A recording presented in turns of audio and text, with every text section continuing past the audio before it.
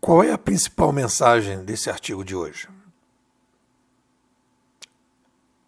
Eu, conversando com o Átila, ele achou que poderia ter uma visão negativa, mas eu não consegui achar uma metáfora melhor do que dizer o seguinte: a pessoa vai para o médico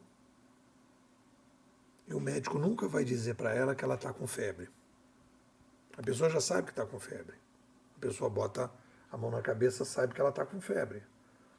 A febre, ela vai ao médico para saber a causa da febre e não para dizer você está com febre. Então, o que acontece?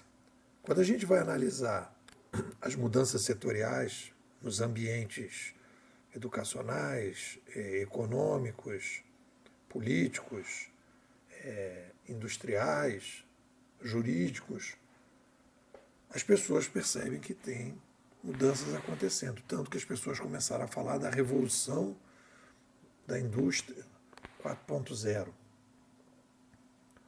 E as pessoas não percebem que não é a revolução industrial 4.0, é a sub-revolução no ambiente industrial, que é filho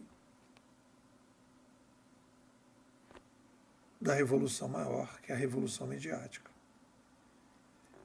Se a gente for analisar no passado, todo o ambiente que a gente vive hoje, ele começou a ser construído a partir de 1450 com a chegada da prensa na Alemanha.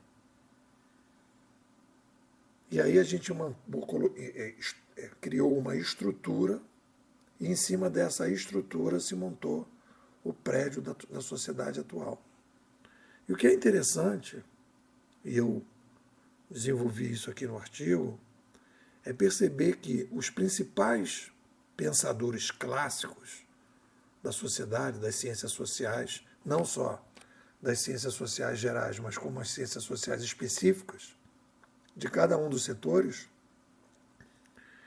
eles passaram a achar que muitas das coisas que eles disseram eram estruturais e não conjunturais.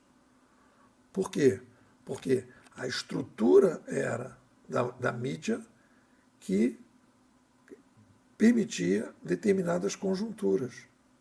Quando a gente muda a estrutura, a gente vai perceber que muitas das coisas que os autores clássicos das ciências sociais disseram que eram estruturantes, não eram estruturantes, eram conjunturais.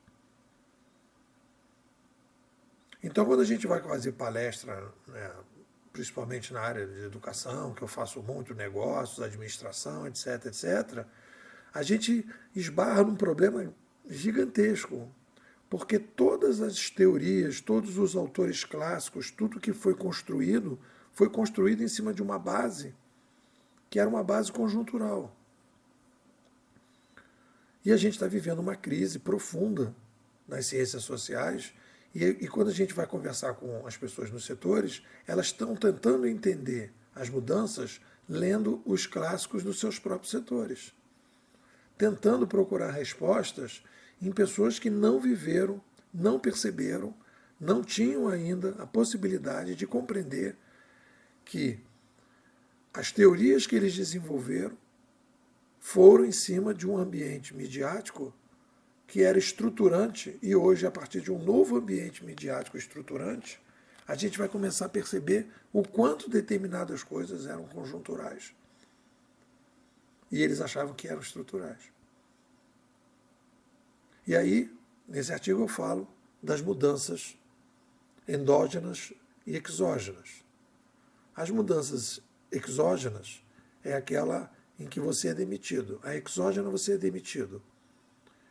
E a endógena você pede para sair. Ou seja, na exógena você é obrigado a lidar com uma mudança que você não esperava, que você não decidiu. E na endógena, ao contrário, você prepara a mudança, é planejada.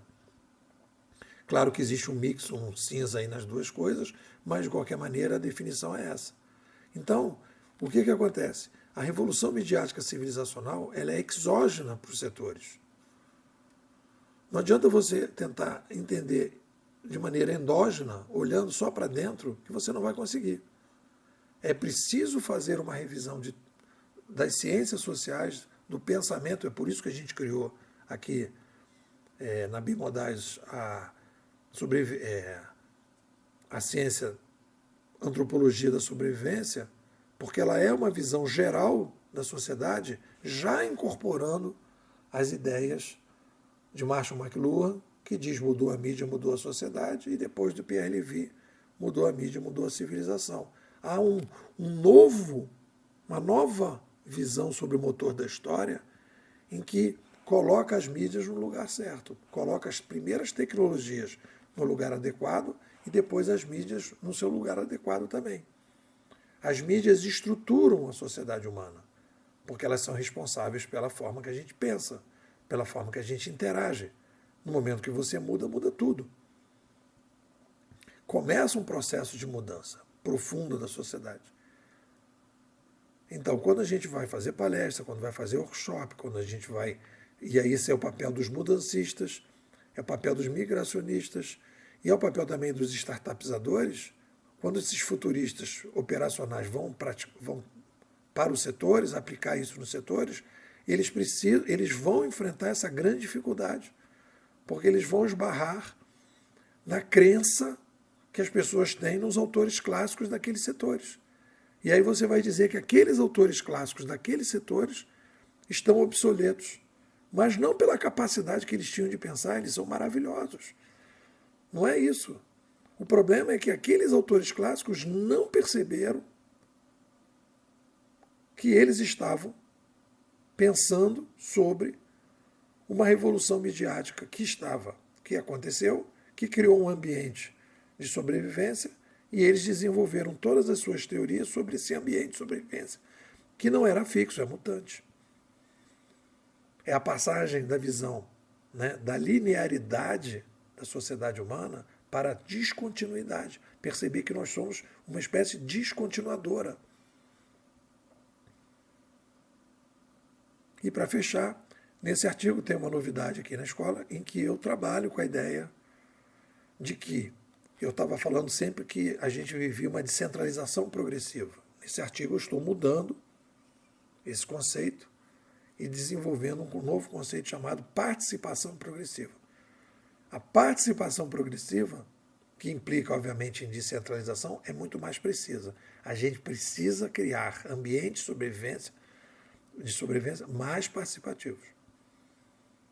É a forma mais sustentável para que a gente possa lidar com a complexidade progressiva. Você tem que transferir atividades e decisões para as pessoas para que se possa dividir a complexidade. Quem consegue fazer isso resolve os problemas de forma mais adequada. Quem não consegue, começa a ter problema. É um pouco por aí. O que os senhores e as senhoras dizem? Bom, quero te convidar para fazer parte da Bimodais. Bimodais é uma escola de futurismo competitivo. Nós estamos aqui, preservamos, né, uma tradição de pensamento muito bem estruturada. Analisamos o digital de uma forma muito diferente que você tem visto aí no mercado. E eu te convido para fazer parte. Nós estamos iniciando agora em julho a 6ª imersão da escola, partindo para o 3º ano com mais de 300 alunos formados. Tudo online, que você pode participar, atividades diárias, atividades mensais, atualizações. As pessoas dão um salto quântico na forma de pensar esse novo cenário. Estou te convidando. Me manda um zap. 21 99608 6422. Vou repetir. 21 99608 6422. Nepô, quero ser bimodal.